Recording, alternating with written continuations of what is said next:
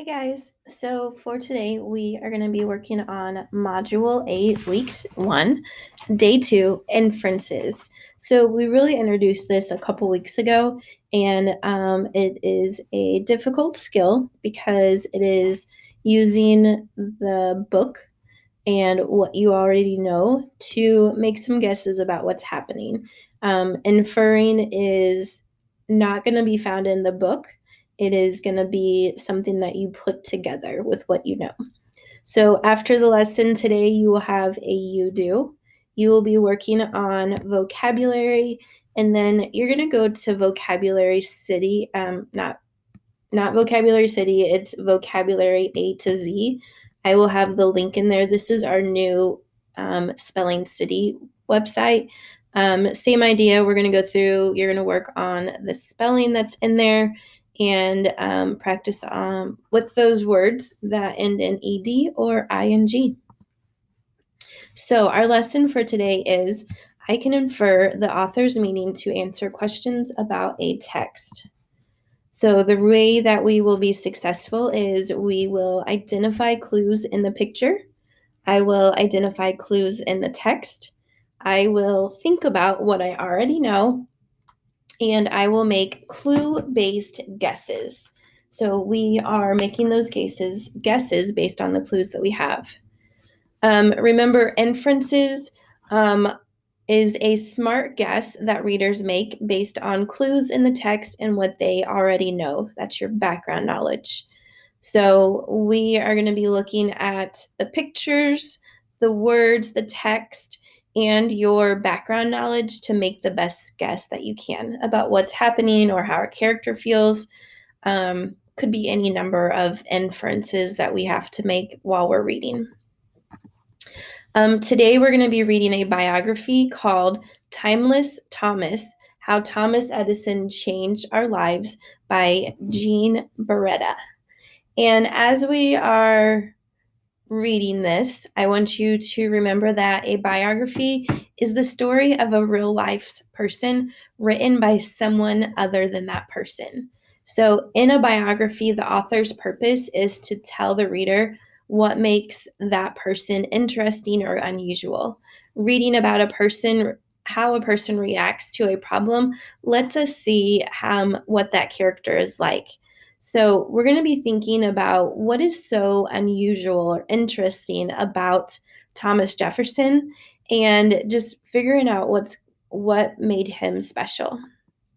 So turn in your book to page 198. I am going to be playing the book and we'll be stopping and answering some questions about the text.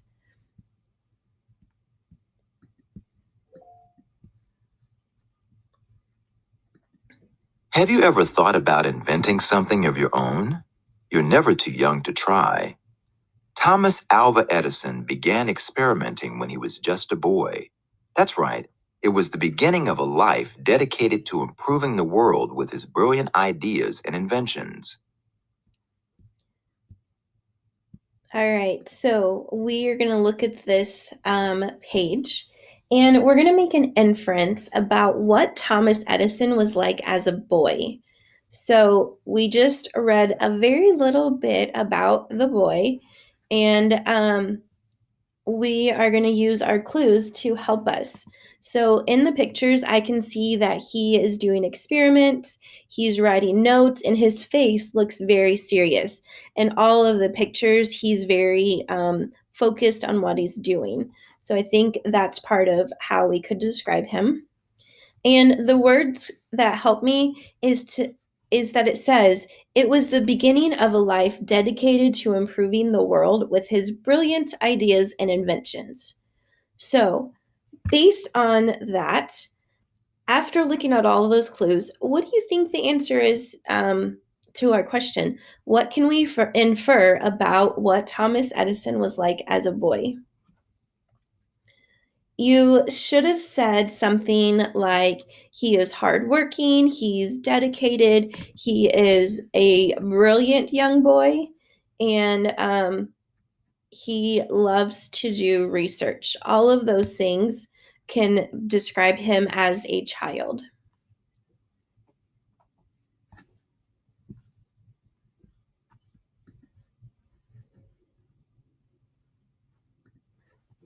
But Thomas couldn't do it alone. When he grew up, he gathered a large team of scientists, engineers, mechanics, and artisans in Menlo Park, New Jersey. Together, they started the first research and development laboratory in the world. It became known as the Invention Factory. Menlo Park Laboratory.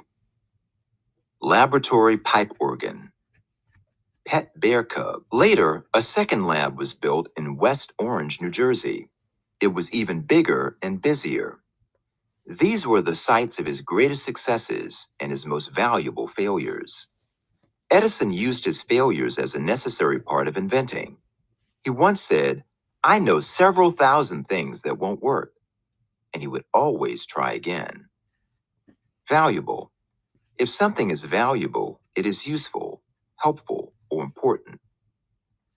So on this page, I want to make an inference about why he would say um, this little part right here. Let me see if I can highlight it. So it says, Edison said, used his failures as a necessary part of inventing. Why do you think that Edison said that he's using his failures? So I'm thinking about what I know. I'm making inferences, and I know that when you fail, you're not doing something right. It's not working. But he says it's a necessary part of inventing. So I know that based on the pictures, he's doing a lot of work.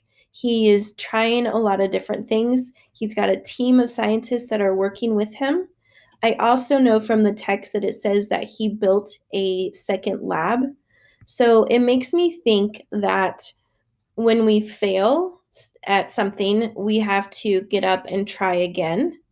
And if we fail, then that's when we are looking to find new inventions. That's when we're finding some new successes. So I think without failure, he wouldn't have been the person that he is, and he wouldn't have invented all of the things that he did invent.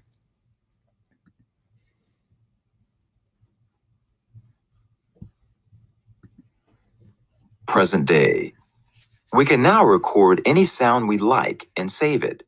This was not possible before Edison's lab. Edison's tinfoil phonograph was the first device to record sound and play it back. It was a major scientific breakthrough and earned him his nickname, the Wizard of Menlo Park. That's pretty impressive for a man who was partially deaf. To record, cover the cylinder with tin, rotate it, and speak into the horn. The voice vibrates a needle on the end of the horn. The vibrating needle makes small sound grooves on the rotating tin. To listen, stop and place the needle back to the start. Rotate the cylinder. The needle rides over the sound grooves and plays your recording. Device. A device is a tool or machine that has a certain purpose.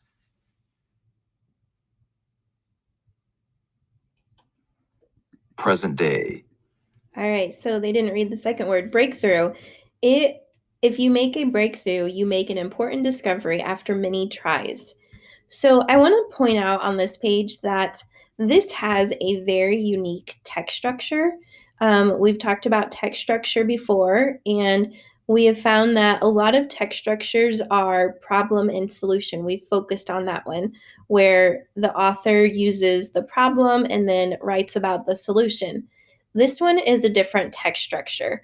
This one is a compare and contrast.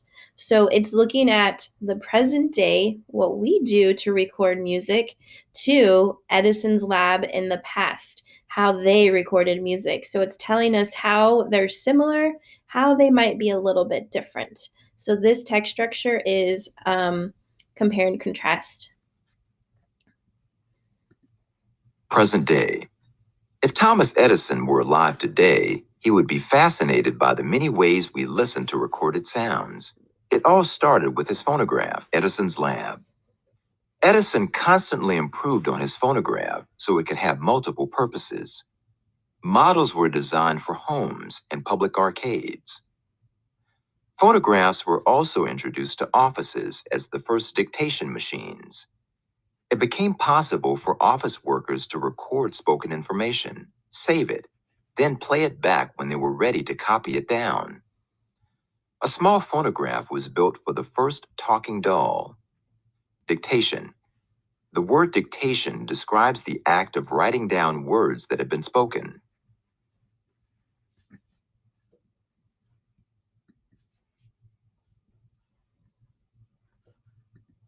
Present day.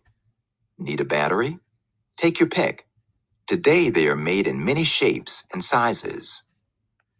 Batteries. Edison's lab. One of Edison's biggest successes was his nickel iron storage battery. It was originally created to power an electric car, but since the electric car didn't catch on, he found many other important uses for it. For example, Edison's battery was used to power buoys, rural homes, local delivery trucks, boats and submarines, railway cars and signals, miners' lamps. So we're going to take a look at this page and we're going to make some inferences. So, what inferences can be made about what Thomas Edison's first nickel iron battery stored? So we know what batteries are right today, and we need to think about what did the first iron nickel battery store? So looking at the clues, I can see that the picture shows devices with wires and an electric light. So I know that the wired leads from the battery to the light. And the word says that the text says that Thomas originally created the battery to run on an electric car. So I can use what I know in my head to make an inference about what the first battery iron nickel iron battery stored. And I think that it stored energy. So it stored energy to run the car. That was the first one. It was an electric car. So I know in order to have an electric car, it needs electricity. I can see that it was powering a light, a miner's lamp or a light, and that needs electricity. In our rural homes, we have many different things that rely on electricity. So I think that the first nickel iron battery stored electricity.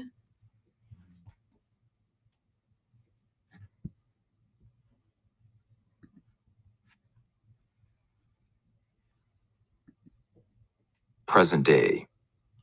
When members of our government cast a vote, they use very basic voting machines.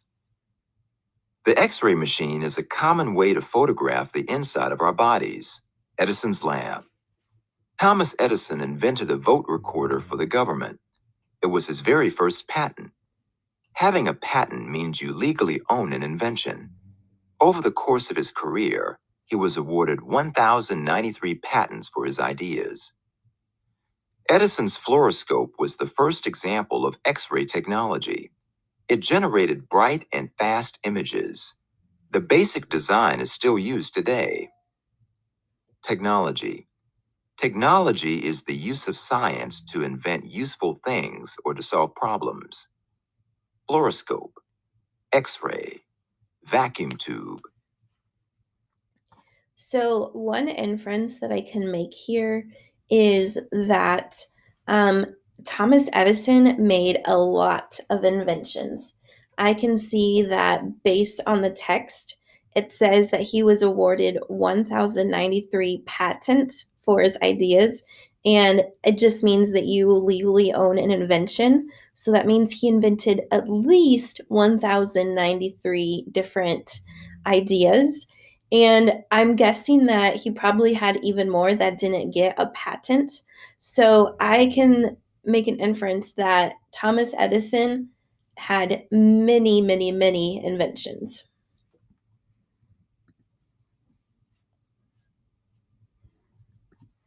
Present day. When we hear the word Hollywood, we think of bright lights, big movies, and glamorous celebrities. But did you know that Hollywood is not the birthplace of the movies? The movie industry was essentially started at Edison's lab. His goal was to offer an experience that does for the eye what the phonograph does for the ear, Edison's lab. So Edison created the first motion picture camera, the kinetograph. The technology was similar to our modern movie cameras. He also built the first movie studio and called it the Black Maria because it resembled a police patrol wagon with the same nickname. Movie lights did not exist yet, so they opened the roof and used the sunlight. As the sun moved, the studio followed it on a revolving track. Present day.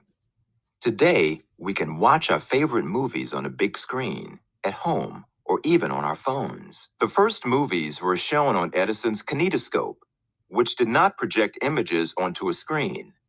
It was built for peephole viewing. One person watched at a time. Edison's kinetophone was the first projector to show movies with synchronized sound. The projector was connected to a phonograph. It wasn't perfect, but it was the first. When people watched movies for the first time, they were amazed to see even the simplest movements, like a woman dancing, a man sneezing, a boat in the water, a man posing, a rooster walking.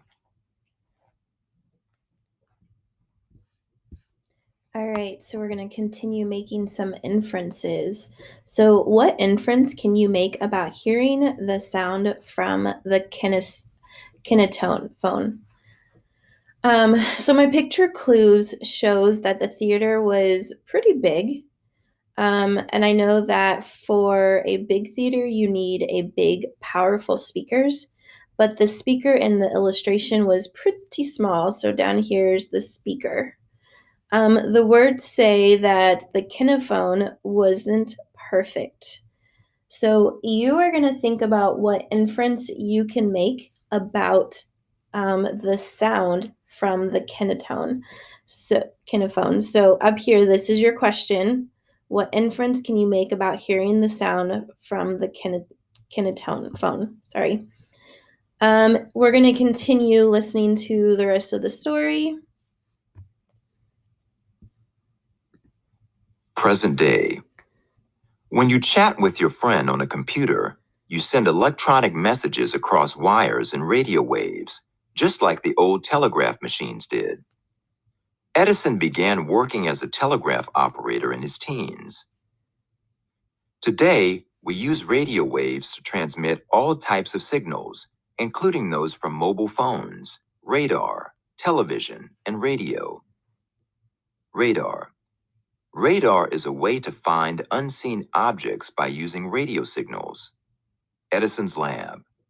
He eventually improved telegraph technology with machines that could not only send messages faster, but could also send several different messages on the same wire and in opposite directions. Quadruplex telegraph. Thomas Edison was among the first to discover radio waves in the air, although at the time he couldn't fully explain his discovery.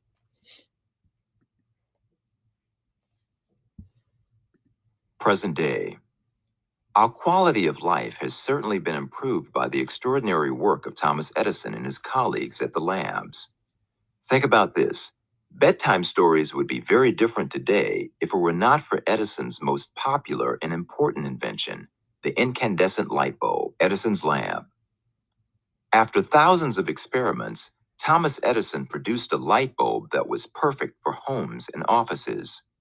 It was sturdy, safe, and bright. It also burned a long time. This breakthrough ultimately changed the way we live, and it was also excellent for shadow puppets.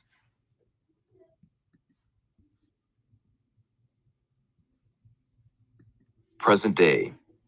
Edison's bulb worked as part of an elaborate light and power system large enough to power an entire city. He once told a newspaper that he would be the first person to light up a portion of New York City. It took 4 years of hard work, but he kept his word. Edison's lab. Edison built the first large electric generator and power system on Pearl Street in Manhattan.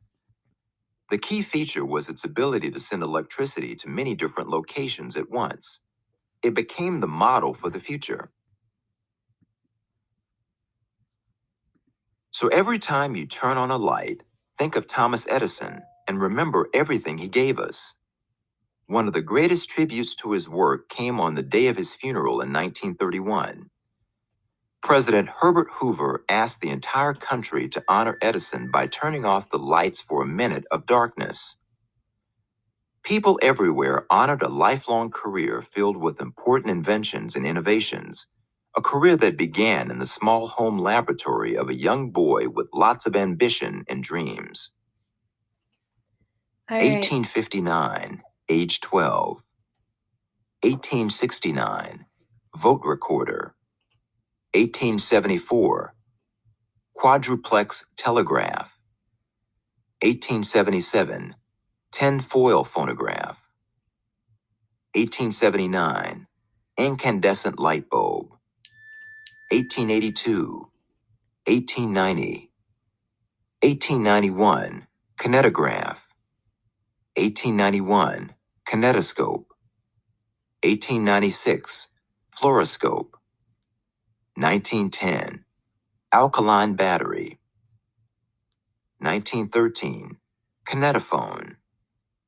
1918, Ediphone.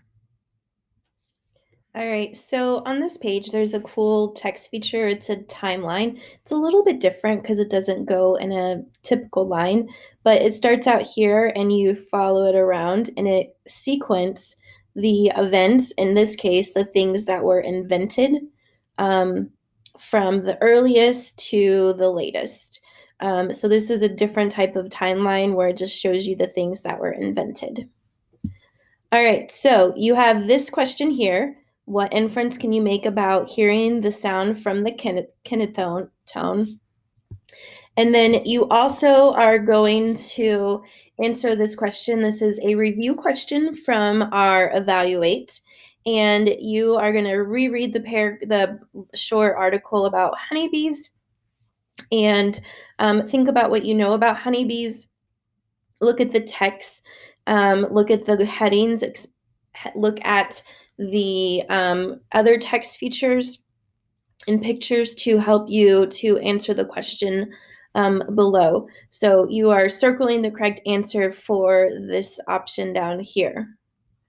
After you are finished with this question, you will work on your vocabulary. Then you will go to vocabulary A to Z, where you will work on your spelling. And when you are reading, I want you to remember you can make inferences and assumptions based on your personal memories or your prior knowledge. So take the time to study the illustrations, look for clue words so that your inferences are accurate, and remember to use these strategies while we're doing evaluate. So these are strategies that we can use when we're reading anything, but definitely while we're looking at evaluate.